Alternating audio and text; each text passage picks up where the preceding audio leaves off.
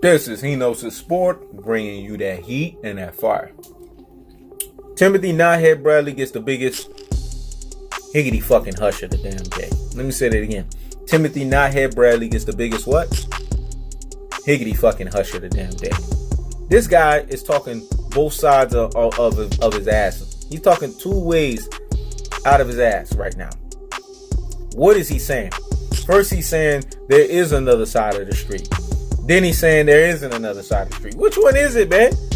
Because when Errol the True Spence tried to tell you guys that, when he told Terrence Crawford that in their confrontation, Terrence Crawford clearly understood what that meant. Because when you talk about two sides of the street, you're talking about Top Rank and PBC. That's what you're talking about. I mean, what classic dote or troglodyte or dodo head don't get this? What ultra fanboy rhetoric doesn't understand this? This is simple common sense. Simple stating the most obvious. That's what Errol the True Spence did when he said there's two sides of the street. He was talking about Al Heyman and Bob Arum. Everyone knows that the issues between the two of these promoters, right? One is an advisor, one is a promoter.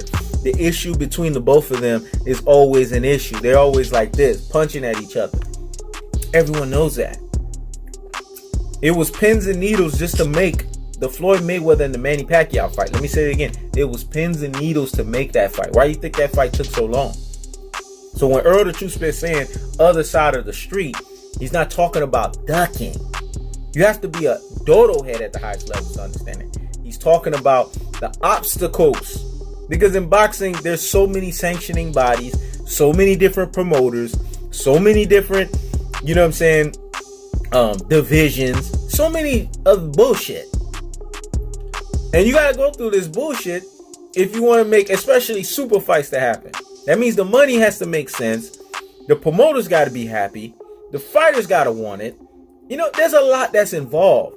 And to be a fight fan and to think, oh, it should just be about boxing, you're an idiot. That's why when I listened to this one trick pony or whatever the fart his name is say that nonsense the other day, when he supposedly thought he was calling me out, because I know my, you know, He Knows His Sport family always tell me, they report to me, dog. They my eyes and ears. So I have my birdies out here in these boxing streets. They tell me what time it is. They came back and let me know. And then I was sitting there and I was just like, you idiot.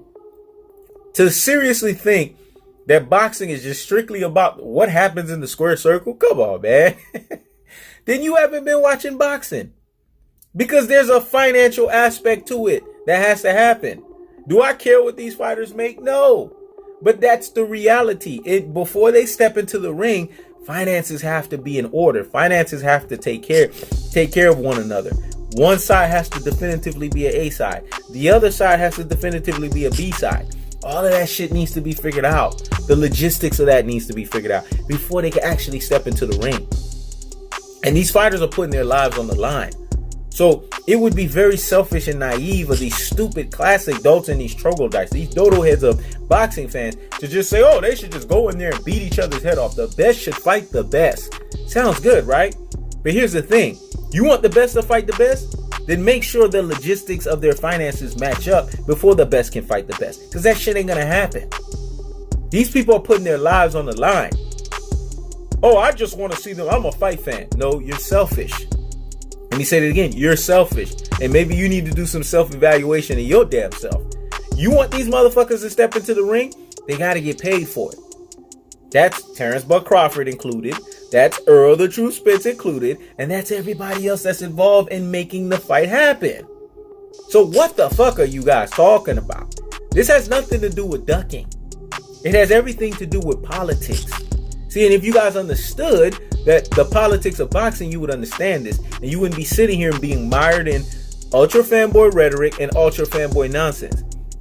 The guy who's the biggest of the hypocrites here is Timothy Knothead Bradley.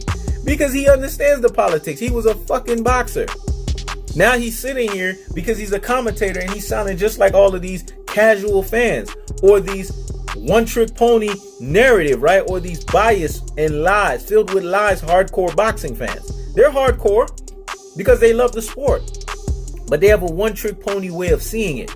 They can't see everything from supposed all the angles. They can't see everything from an open mind. They're very subjective and not objective in the way that they see boxing. And they're very biased. When you listen to them talk, you can see which fan base they stand for. You can see what narrative that they're running with. And we know Timothy Knothead Bradley ass is strictly a top-ranked guy. He's a buck dancer, man. We know this. You don't need to sit here and be Albert Einstein and have the theory of relativity to see that shit. It's right there in your freaking faces, folks. You guys have to see that for what it is. I'm just stating the most common sense, and I'm stating the most obvious because I'm Hino's sport. I'm bringing you that what? That heat and that fire. And I keeps the foot on the what? On the necks. I keeps the foot on the what? On the necks. We ain't got time for the ultra fanboy rhetoric, man. We kick that thing out the damn door, man, and we expose it for what it is. I'm the ultimate truth teller. I come with cold-hearted, unadulterated, and cutthroat truths. And the truth of the fact of the matter is, Timothy Knothead Bradley is talking too sideways out of his ass. He admitted that he ducked Errol the True Spence for the WBC, right? In 2016. All supposedly because it was Manny Pacquiao, but that fight had already happened. So who you trying to fool here, man? You ain't fooling me. You can fool the ultra fanboys and let them run with that bullshit narrative, but you ain't fooling me because I got receipts, man. I can look at the dates. Because you fought Manny Pacquiao a few months before that WBC mandatory was ordered. They would have not ordered. Listen to the common sense on this, fuckers. They wouldn't have ordered that fight if he was technically in the fight with another fighter. They don't do shit like that in boxing. They usually order these fights after you fought. You understand? That's how it works. Boxing is very commonsensical, even in politics. As hard and arduous as the politics is, it's very commonsensical. Because it has to make sense. Money always has to make sense. So when you hear Timothy Knothead Bradley sit here and tell you that Errol the True Spence needs 3 fights with Terrence Crawford, for what? What is he going to gain out of that? So I bulldoze a guy one time definitively. I got to fight him twice? 2 more times after that? Let me say it again. I bulldoze a guy definitively the first time. I need to give him 2 more fights after that. No, doesn't work like that. Because after Terrence Crawford gets bulldozed, Errol the True Spence got to move up to 154. But who's first in line to be bulldozed? It's Shawn Constipated Porter. We always bring it back to Shawn Constipated Porter. Because this is where you see a lion basically shows you how he takes over his pride and how he goes into his lineage of dominance. Let me say that again.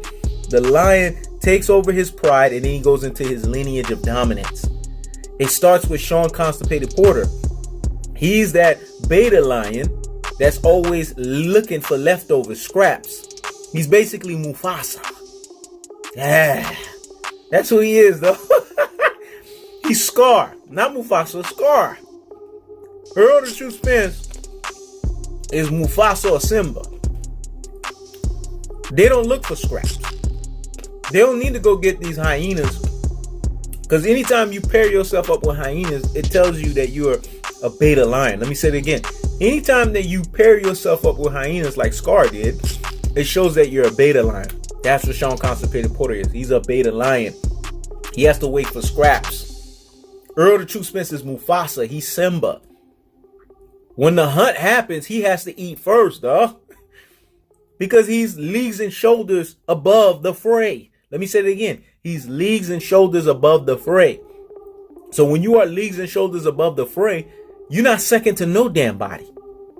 So when Errol the True Spence pumped his chest out and said, I'm going to reign and lord over the 147 division, you were hearing Mufasa. You were hearing Simba coming out of his ass. Not no damn Scar. Because what happened to Scar? The beta lion that he was. Didn't he get eaten by the damn hyenas? He got eaten by a bunch of betas. That don't happen to Mufasa. That don't happen to Simba.